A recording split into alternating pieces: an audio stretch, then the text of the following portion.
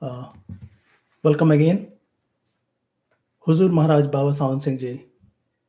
He was master of my master, Ishupuri ji, whose beautiful picture you see here. In the corner here, you can see great master Huzur Maharaj Baba Sawan Singh ji's picture. Unfortunately, I do not have a big enough picture of him, so I hope you can forgive me. Huzur Maharaj was master for a lot of masters and a lot of disciples, and he he was the master at Dera Byas after Baba Jamal Singh ji appointed him the next master. In his time, the Dera Sangat or the community, excuse me, the community became very big. In fact, you can see in some of the pictures, if you search for Dera Baba Jamal Singh ji at Byas, you'll see people gathered around till the eye can see. So there will be a big sangat that would be held that Baba Sawan Singh ji would hold, and you can see mass of people, probably hundreds of thousands of people standing or sitting there.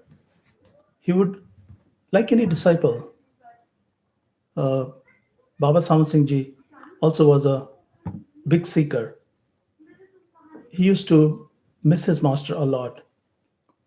From what I could gather by reading different material, he used to spend a lot of time with his master, Baba Jamal Singh ji. He used to work as an engineer little far away from where the dera was. And on the weekend, he would come back to spend a lot of time with his master, Baba Jamal Singh ji. And he, his love for his master was so much that rather than visiting his family on the weekend, he would spend all his time with his master. In fact, whatever he earned as an engineer, he would bring all that money and give it to Baba Jamal Singh Ji's, offer it to his feet. And from that money, Baba Jamal Singh Ji would give him a little bit of money for his expenses, and he would ask the rest of the money to be given to his family. And after working for number of years, 30 or so years in his job as an engineer, he only spent 6 months with his family, and rest of the leave that he got as a part of his engineering duty, he would spend all that time with Baba Jamal Singh ji. And only on instruction or orders from his master, he would go and visit his family. So such was his dedication to his master, and such was his seeking. I hope you are able to hear me, because I got some question from one of the satsangis if the live stream was on. So this event, Bhandara, was celebrated by my master every year on April 2nd.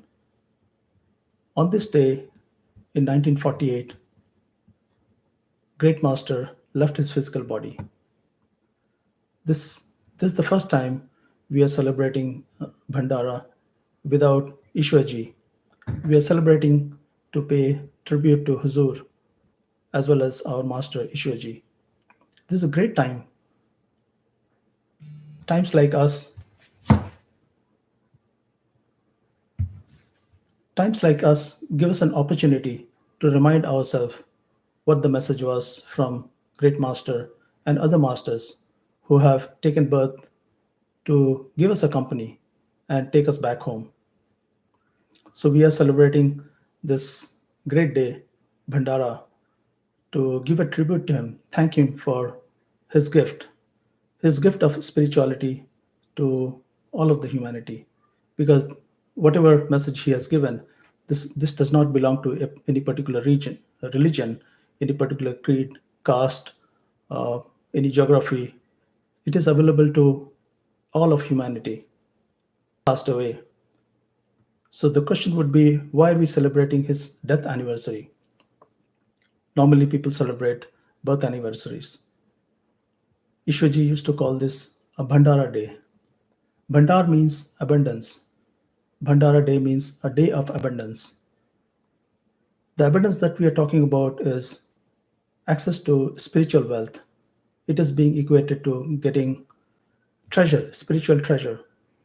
Master Ishwarji always used to say that when the masters are in physical body, they have limited time, just like anybody else. So his disciples maybe get few minutes of time from their master and ask questions and seek answers. But when master leave their body, they suddenly become much more accessible, and it compels disciples also to seek within because their longing grows for their master. They Because they are not able to meet him physically, so they don't have any choice but to go within. And because the longing grows, you experience a spiritual growth, and then you can meet your master inside in the radiant form. So I'm celebrating this day of Bhandara because my master Ishuji used to so lovingly celebrate this day. In fact, he used to look forward to this day because there used to be a lot of people, and this Bhandara day used to be celebrated for 3 4 days, where he used to initiate a lot of disciples. I also got a chance to meet a lot of disciples, interact with a lot of them.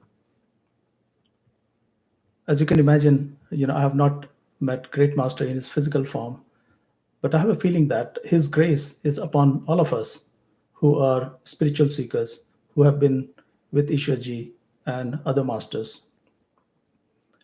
I can I can only share stories that Ishwarji had narrated in the past so that we can keep Ishwarji's and great master's memory alive. I had started attending Bhandara events since 2014 after I got initiated. Uh, I found Ishwarji on YouTube, like probably most of you, quite a few of you of late. You can find Ishwarji's messages on YouTube quite a lot. And so, similar to a lot of other people, through coincidence, I was able to find him. Well, I would rather say that he actually created coincidence for me to find him. And after I was able to watch his video, I was so keen to meet him that that I met him that year, 2014, and then finally asked for initiation. And in 2014, in Bhandara, I got initiated, and I consider that as the best day for me.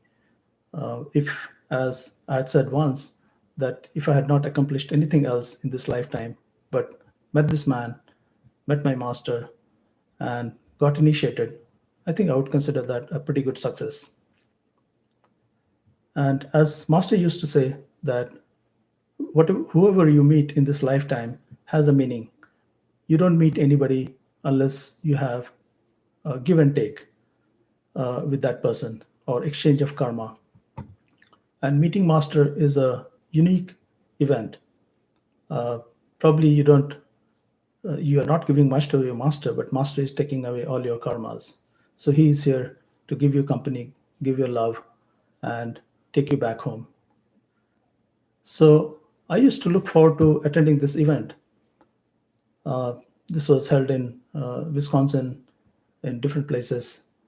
So I would eagerly make sure that my calendars are not booked on those days. The whole week would be off, and then I would travel from California to wherever the event was happening.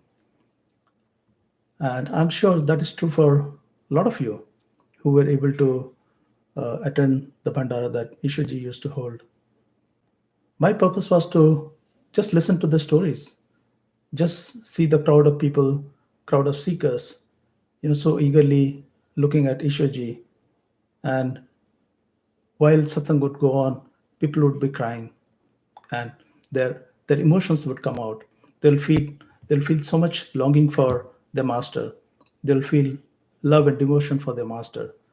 So with that, I was able to fill my cup of attention, cup with all that was going on, and I'll charge my batteries so that I could come back home. Maybe for uh, next couple of months, I would take a little sip from that cup that I'd filled up. And as Master used to say, that on the Bhandara day, grace flows like heavy rain. And he himself used to say that he used to fill up his cup of, of devotion, of attention. He wanted his cup to be overflowing with love. For me, it was fun meeting a lot of disciples, sharing stories of how each of these disciples, came upon this path. It was very interesting to hear a lot of disciples sharing the similar paths that you have been through, similar yoga teachers or other masters that you had followed in the past. I used to look forward to hearing miracle stories. You know, people talk about this is what happened with this and that master, and so hearing those things really enchanted me. Of course, I did not have chance to meet Huzur Maharaj Baba Sawan Singh Ji because by the time I was born, he had already left his body. But I heard a lot of beautiful stories from my master, uh, Ishwarji. When he was 29 days old, he got a chance to meet his master. What an unbelievable luck! I'm sure it's not just luck because, as Great Master himself had predicted to Ishwarji's mom, that the son she was going to have had been giving lectures in the past, and he would still be giving lectures in this life as well. So it is not a coincidence, or it's not a stroke of luck that Ishwarji, when he was just 29 days old, was carried in a bullock cart from his home, I believe somewhere in Pakistan, to Bias. Uh, and as he said, that he was carried in a lot of pomp, and there was a cushion of mattress laid out for him. Of course, people in his house were not so approving of this travel because I think we are talking about winter time, even in India, where it was extremely cold. And in this time frame, he was carried over. When he was born, he was carried, which was pretty dangerous. But he recounts that incident with a lot of love. When, of course, Ishwaji got initiated very early on, when he was about 9 year old, and after initiation, uh, so I'm just recounting some of the stories that Ishwaji himself shared with me and in other Bhandara events. He when he after he got initiated, I believe he was just 9 year old. There are not too many people at such early age who got initiated.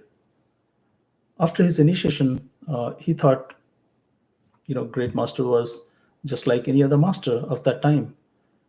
And because there were so many different masters, claiming to be perfect living masters or masters of higher categories, there was sadgurus, and but in time he came to realize that Huzur was one of the greatest masters. In fact, he used this language of saying that he was not only one of the greatest master, but he was the most greatest master. And this is, although it's an incorrect language, he could not find any other way to express than, than emphasize. How do you emphasize that he was not greatest, but even greater among them? So he used this phrase, most greatest master, so that he could intensely praise his master, for which there is no equivalent vocabulary term. Ishiji thought that great master's initiation was totally accidental to him because he was born in certain atmosphere where there were people following him. His grandfather and father were following great master, and so just because of his birth, or sort of coincidence, circumstances, he was following what was given to him. And for him, that was not good enough reason to get initiated and follow Great Master. Because if you remember this incident, after Ishwarji got initiated, his father, uh, proudly told his father that, see, his son at age 9 got initiated. Upon hearing this, some of the other satsangis told him that, oh, it is such an unfortunate event because at such an early age, he did not even have a chance to explore what is out there. And so he's just tied down to Great Master. It is so unfortunate. And so that struck Ishwaji. And sorry, that struck Ishwaji somehow, that he thought that, yes, what they're saying is right. I did not have a chance to have my say in this. So, although Great Master had told him that I'm giving you this initiation and this is what I received from my master, Baba Jamal Singh Ji, and it had worked for him. And he was wishing him that that would also work for him. But he's free to go and find anything better that he could find. The only condition was that if he could come back and tell Great Master that this is a better, there is a better thing than the path that is being offered to him. So, with that condition, Ishwaji thought that maybe, as the other satsangis were saying, that I did not have a chance to have any say. So I should explore this, and he in fact sort of took what Great Master had told him as a challenge. And so he of course, took that challenge very seriously. And as you guys might know, that Ishwaji was no ordinary seeker. He wanted, uh, he thought that whatever Great Master had told him, as far as how much meditation had to be done, 2.5 hours for, let's say, a regular satsangis, that did not apply to him because he was not a regular seeker. He was a very serious follower of this path. So he practiced meditation for 8 hours. A long, he spent a long time following his seeking. And initially, he was very skeptical of what Great Master was telling him. So he tried for some time. He did not get any result. Then he tried different paths.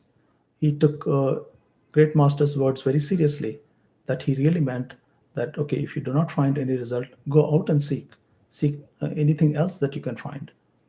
And so Ishwaji took that challenge very seriously, and he converted himself to different religions.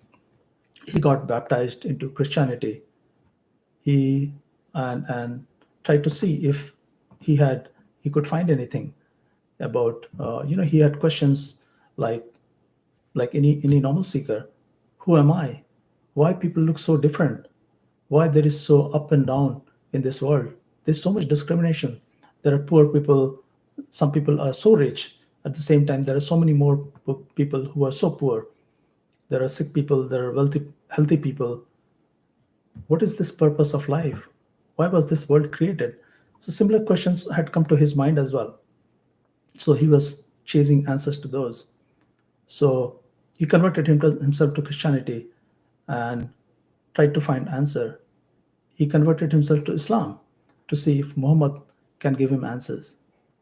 And of course, like a lot of people who seek answers through yogis, uh, yogic rituals, he also practiced that. He followed all the rituals of yogis in Himalayas and spent quite some time with them. He did a lot of yogas, as you guys might remember from his answers, that he could, although he did not want to go deep into the chakras, he did have a lot of knowledge about chakras, and from his knowledge, he suggested not to follow those paths like Kundalini yoga and things of that nature, because those things give you energetic experiences, but they do not show you who you truly were. You cannot find uh, yourself. You cannot do a self discovery. You cannot realize who the self is. I remember a story that he was going around meeting different kind of masters, and there was a great yogi, a master in South, manifested things out of thin air.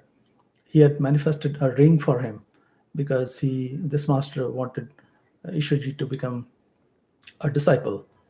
And but Ishwarji was very impressed by this manifestation of ring for him, and I think he shared that with his family as well. And but he had seen everything, but at the end he always compared with what great master had to offer, and he would always come back and say that he never experienced the kind of love great master had for him. And he would go to great master to clarify a lot of these questions, and he understood from great master that meditation is a technique to go close to your your inner self, because yourself is not your body. Yourself is somebody who is sitting inside the body, and within inside this body you can find all the answers. And he also, like many disciples, Ishwaji also struggled with his mind, that it was creating obstruction for him. He would say that you had told me that you are sitting inside the third eye, and you have placed yourself within me, but in my meditation I cannot see you. How come? Why am I not able to see you? You had promised. And great master would explain to him that it is because of mind that we are not able to go inside. If you could step away from mind, then you will be able to find yourself. But mind was given for a purpose. Mind was given to explore this creation. This creation would not exist without mind. Mind is just equipment that is given to the soul so that you can experience this whole world. And it is not for going inside. So to use mind in this way to go inside is counterproductive, because it is meant to to give you sensory perception. It is meant to experience the creation.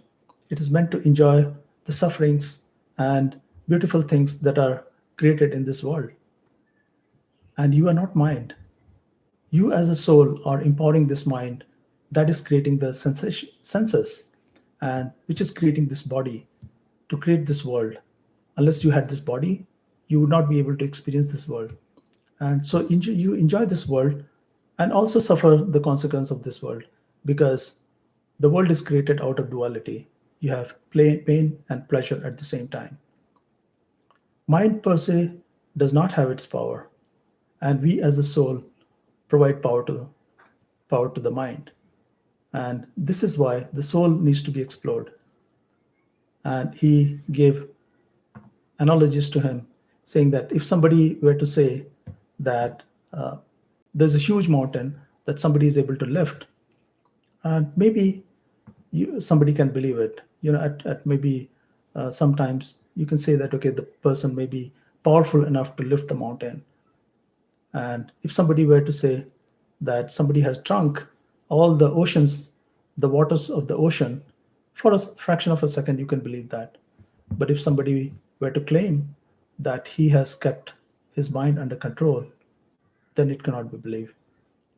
So this is the kind of examples that great master would tell Ishwaji, that the mind is not to be used for meditation.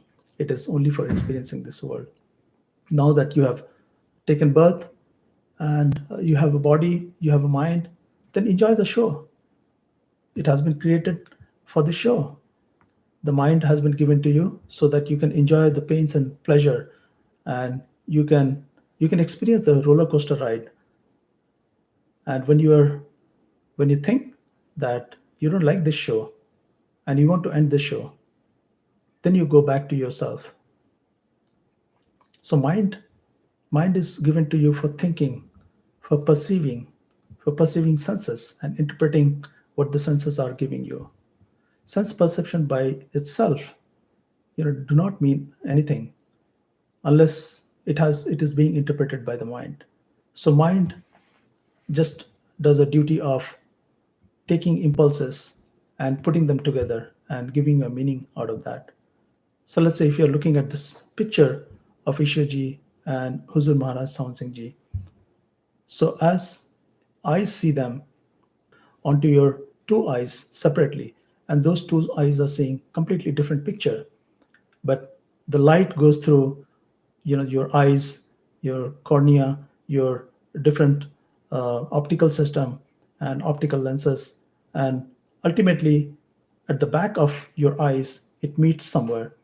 That's where you are sitting, and that's where mind is interpreting those two pictures and combining them to give you a meaning. It can make sense of the picture by what eyes are differently individually seeing is basically patches of maybe colors, some intensity of light, but it is being interpreted at the center where two eyes meet sort of in the back. And that's where mind is interpreting those two images and combining them and giving you an answer as to what you are seeing. So eyes, the senses, and be it visual senses or be it auditory, these are all being given meaning by the mind. And so mind is being powered by the soul. Mind per se, let's say, if you do not have mind, then you can experience soul. But if mind comes in the way, then you are always perceiving what is in front of you, what your senses are telling you, what you are always aware of the mind, or you are always aware of the world in front of you. And so, Great Master, I think we should ultimately thank Great Master for giving these teachings to our beloved Master Ishwarji. And we should thank him that he empowered Ishwarji and gave him task to come over to United States and do his seva. I think it was Great Master's compassion and also his prediction that spirituality was going to shift from east to west in a big way. And Ishwarji had overheard this conversation between Great Master and Julian Johnson, who was in Bias, about axis of spirituality shifting to west. As you might recall, Julian Johnson was one of the earliest disciples from west to come to Dera Bias. And what Great Master said was he was there to take this spirituality from east to west. And Ishwarji had overheard those conversations, and because of that, he was very intrigued. And of course, he used to say that he's here in United States to take a ringside seat, but I think he was a ringmaster. And you can see he has established Isha, and he has so many followers. And so we should thank Great Master for imparting all the knowledge of spirituality and making Ishwarji capable enough, as he himself used to give Great Master a lot of credit for what has happened in his life. As I recounted one time that Ishwarji tried to appear for some competitive exam, and he tried twice and he could not succeed. However, Great Master told him to try next time, and he was able to succeed. He passed with flying colors, and he held various jobs in in India in high government positions. So I believe that Great Master made him really capable to have these high positions and made him ready to come to the West. As you might remember, that he came to West and studied in Harvard, and and got all the credentials that Westerners look for. And of course, from his looks and the way he had mastered English. In fact, I think he did a major in English as well. So his command of language was so good that he was adopted uh, for giving lectures. He was adept at giving lectures in the West, and people from West, marveled at the way he could easily give lectures about spirituality.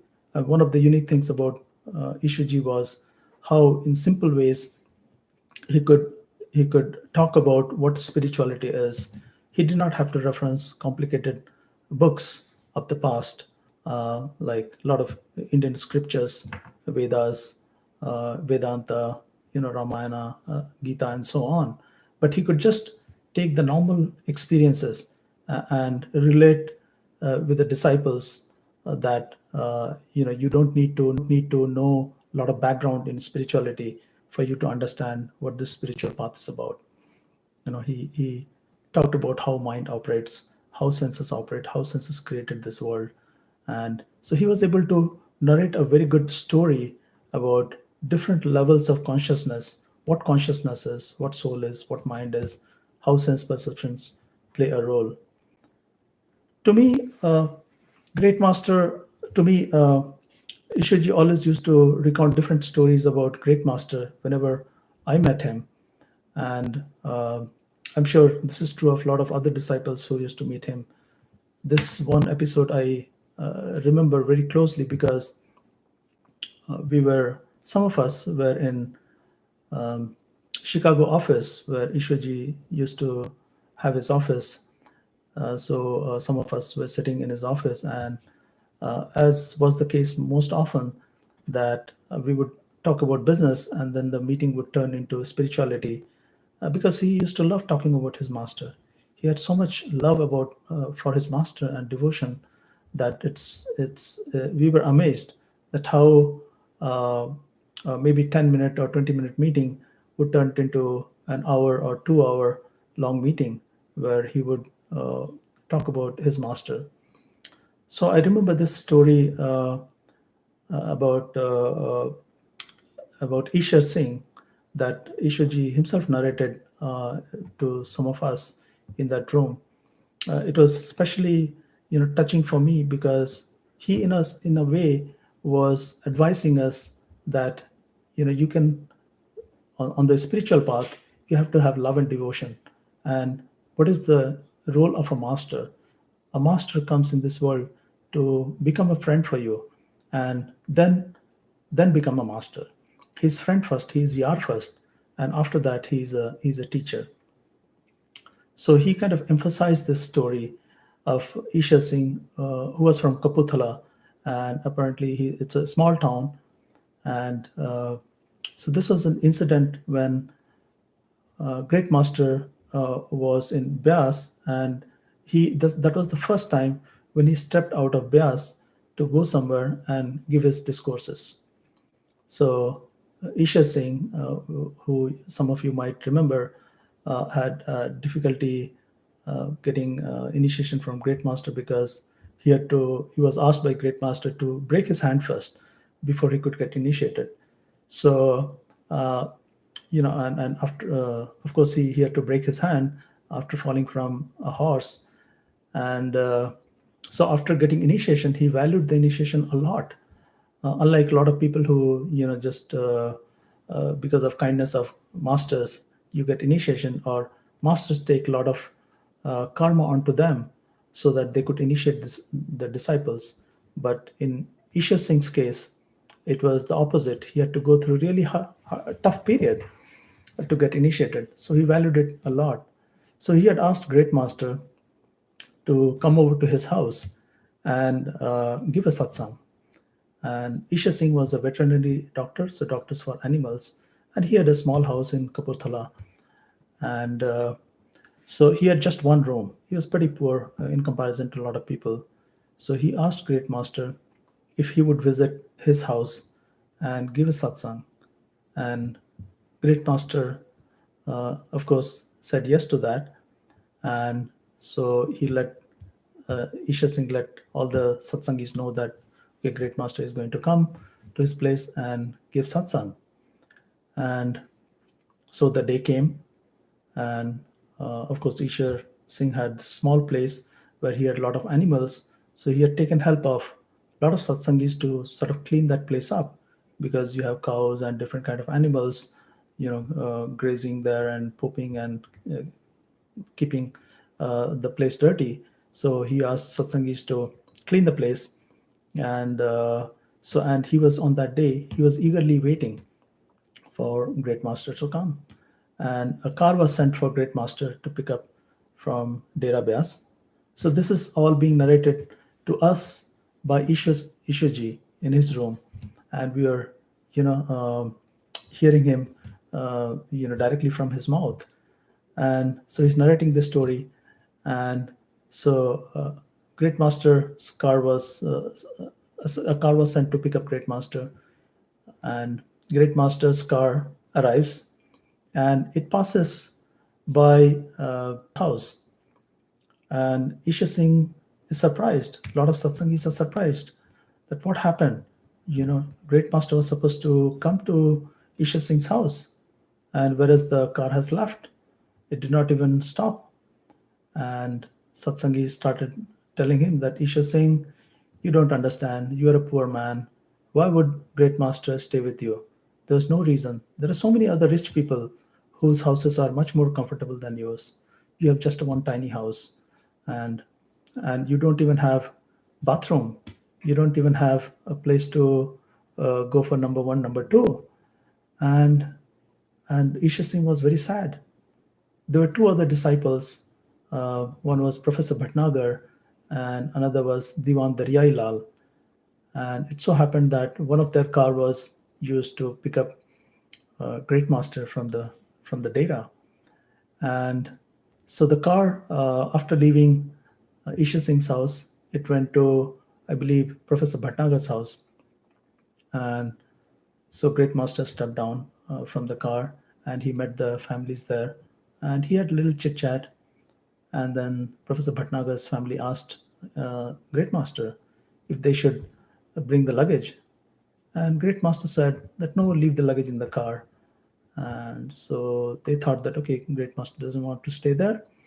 So the car was taken now to Diwan Daryai Lal's place. And same thing happened. There were people waiting. They were expecting that Great Master is going to stay with them. And same thing happened. He met with people over there, and they asked him whether they should unload the baggage.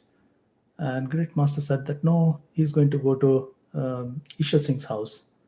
And they were surprised that why would he go to Isha Singh's house, because the house is not comfortable. They told him that Great Master, he doesn't have a good place. You won't be comfortable. He has only one house, one room, in fact. How are you going to stay? And Great Master asked him, so doesn't he stay there in that room? Of course he stays there.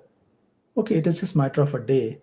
So I think I can live with him in the same room as him. And and then they of course told him that okay, there is no bathroom facility. In fact, there is no facility for taking bath. And so they told him that all Isha Singh does is takes a bucket and then puts water in that and goes to his roof. On top of the roof, he just unloads the bucket on himself, and this is the way he takes bath. It is very unsanitary. And so Great Master said, "Okay, it's just matter for a day. I think I can manage it." And for number one, number two, Isha Singh used to go out in the field, and Great Master said that if Isha Singh can do it, I think I can do it too.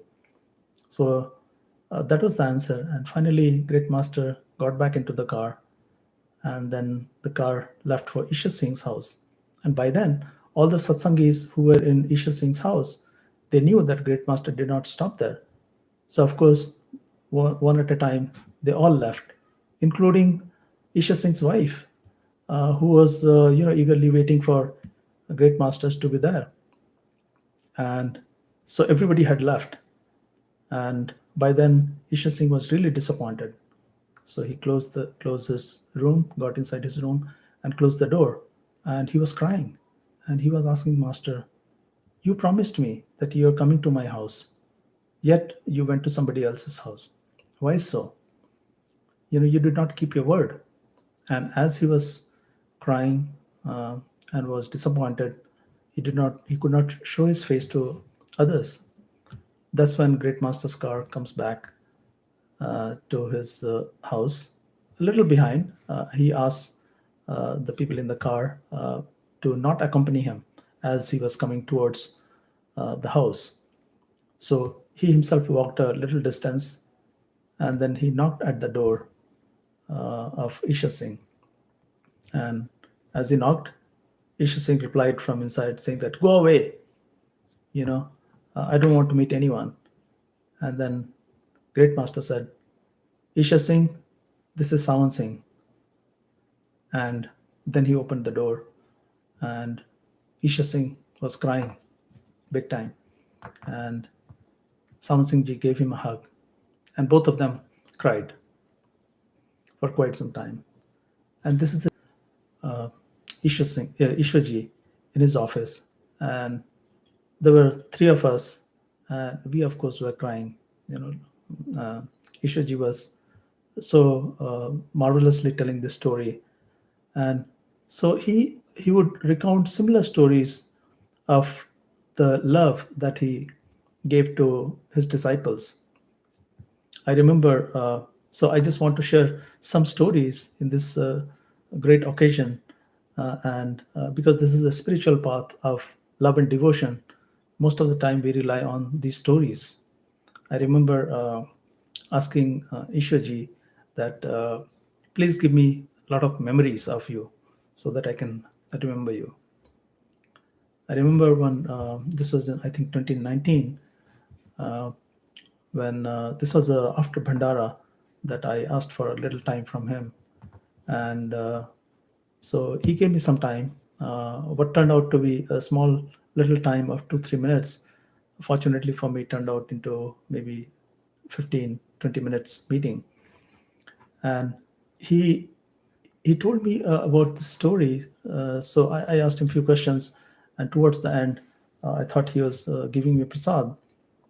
Some of you might remember the story that when Ishaji was very small, maybe 2 3 year old, Great Master used to just pick him up and would take him to a sweet stall where they used to give barfi mithai of khoya, um, and made out of milk and sugar. And so Ishwaji, told me the whole story of how when he was a small boy, Great Master would lovingly pick him up, how he used to have two sets of jackets, and in the inside jacket, he would have his money from his pension that he used to earn. So he would keep that in the inside pocket, and all the Sangat money, the donation money, he would keep it in the outside pocket. That's how he used to manage the money. He would never mix those two. And he went to the sweet shop. He took out an Anna, I believe, in those days, a very small amount of money, but probably large for that time. And he took out that money and bought that sweet uh, khoya barfi, and then gave it to him. And he would have that barfi and take little portion of that barfi, and and enjoy it. And on that day, on the after Bhandara meeting with me, somebody had given him the same barfi, and he gave that barfi to me. And it had a completely different meaning to me for that sweet ever since. Whenever I see that barfi, that kind of barfi, it reminds me of my master. And of course, I could see the same love that he got from his master. He was showering me with that love. So Ishwaji always recounted these stories so that it became strong in our mind. Our sort of mind stepped away, because when you talk about love and devotion, mind cannot operate in that time, because love and devotion comes from beyond the time, and mind can only operate within the time. I heard this story. Somebody had asked Ishwaji as to what kind of love did he see from Great Master, and of course he would give a lot of examples. At one time, I heard him give this story that Great Master had just gone out for a walk, and people were, lined on both sides of the road to to get his darshan. And Great Master, with his cane, he was walking slowly, and as he was walking, people were told ahead of time that okay, not to touch his feet. But there was a lady who just could not hold herself. So as he walked by, She just jumped to his feet and kneeled at her feet and touched his feet. And Great Master took his cane, walking stick, and then started beating her. He beat her a good amount, and then that lady became sort of unconscious, partially unconscious. Who is the embodiment of love can do this kind of act. Ishwaji was very distraught by this incident. That I thought all his life that Great Master is all about love, love and devotion. So how is it that he could not bear the touching of feet from a lady? So this is he cannot imagine Great Master doing that, but yet he saw that. And so he then he found out what had happened with that woman. So people asked her, "What happened? He beat you." And but this woman was so happy. She said that she has never had this kind of experience in life. After the beating, she went into so many other realms. She had so many high experiences as the beating was going on. So although to external eyes it seemed like Great Master was giving her a good beating, but something else was happening to that lady. He was giving a lot of blessing to this lady. Then Ishiji realized that what we do not understand Master, and we can never judge them as to what they're doing. So Ishiji always used to compare when he was seeking and going around to check out different masters, yoga masters, and so on.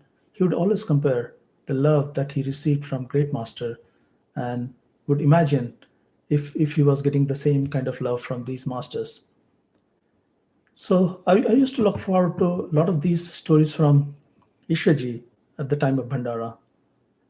And ultimately, it is the message that counts, that we have been given this very precious life, and this life of ours is extremely short. We hardly live beyond 100 years, and compared to what is in existence, if you look around, there are a lot of trees that have had life for maybe hundreds of years, thousands of years, and we have a very short life. If you look at the stars, planets, Earth, Moon, they have been here for such a long time. The masters have been here encouraging us to take advantage of this time. Because if we want to get out of this cycle of life and death, we actually have to find ourselves. We have to know who we truly are, so that we can get out of this bondage of life and death. And he Great Master, including other masters, they've given the same message, that truth can be found inside. The God lives within you. And for that, we don't have to go anywhere. We just have to go inside, and within our body, we can find what the truth is. We have, if you look inside this body, we have different kind of systems, that operate independently, what seems to be operating independently. And after death, we realize that none of these systems operate on their own. Suddenly, once the life is gone out of this body, you may have, let's say, digestive system, circulatory system, reproductive system, cell division, nervous system. You have eyes that are functioning, but they can't see anymore when the life is gone out of this, when death has happened. We have been given this sensory system, that that because of which we discover this whole world. We are attached to that. We identify ourselves with this body, and we think that all the senses belong to this body. We do not understand that these senses, that sense of seeing, sense of hearing, touching, these are independent functions. They are not linked to this physical body. They are not because of this physical body. They give us ways to discover that reality, that this physical body is completely different from us. Some of us who have had uh, color dreams, vivid dreams, or reincarnation. People who remember their past life can realize that this current life is just another episode of what they had seen in the past, or they could remember what had happened in the past. Or if you have had out of body experience or near death experience, you would remember that you might have seen your yourself separate from your physical body. If you had out of body experience, let's say, or near death experience in an operating theater, and you people have reported a lot of these incidents that they have seen their body lying in the operating theater, and they're floating somewhere in the room, seeing how doctors are talking to each other, what has happened in the room. So they have clear memory of that. They have experienced themselves completely separate from the body that is lying somewhere else. And similarly, in your dream, when you're dreaming, you are experiencing something else. You may be running around, or you may be flying. You may be having completely different experience. You may be talking to people. You may be running, where you cannot differentiate that this running in the dream is separate from your physical body. You don't, in fact, remember where your physical body is lying, right? So you can imagine that you can have an experience separate from a physical experience. So and Ishwarji used to conduct a lot of experiments, orange juice experiment and other experiments, where he would ask you to imagine that orange juice is being put in your body. Your body is made of glass, and orange juice is being poured into your body. And after that experiment, people realized that with their imagination, they were able to get a sense of texture of the orange juice. They could imagine, they could remember the taste of the orange juice. So all this goes to show that you can have a sense perception that is independent of your physical body, right? So that means what you're experiencing normal condition, that can be replicated just without the physical aspect. So you don't have to have a water, let's say, to drink, physical water to drink, but you can experience the same thing in your imagination, like the orange juice experiment. And in fact, the more you go into that, you can get into a state where you can recall who you were. So if you're meditating, and if you have reached that place through your imagination, where you can tap into your sensory body, and you can have similar sensory experiences, like drinking orange juice. And the more you uh, place your attention into that, then you can recall what has happened. And you as Ishaji used to tell, that you can, at that stage, you have much more access to yourself, because you are not limited by the physical limitations of this body. Physical When you are in the physical body, you are of course limited by the physical laws, and it's like a baggage, or it's like a prison. You cannot move around so swiftly. But when you are in the astral plane, when you're having astral experiences, you have a very light body. You can fly, you can explore this world, you have much more, you can travel vast distances. So at that point, you realize that you are not your physical body. You are not just this thing that you identify yourself with constantly, that you have much larger existence.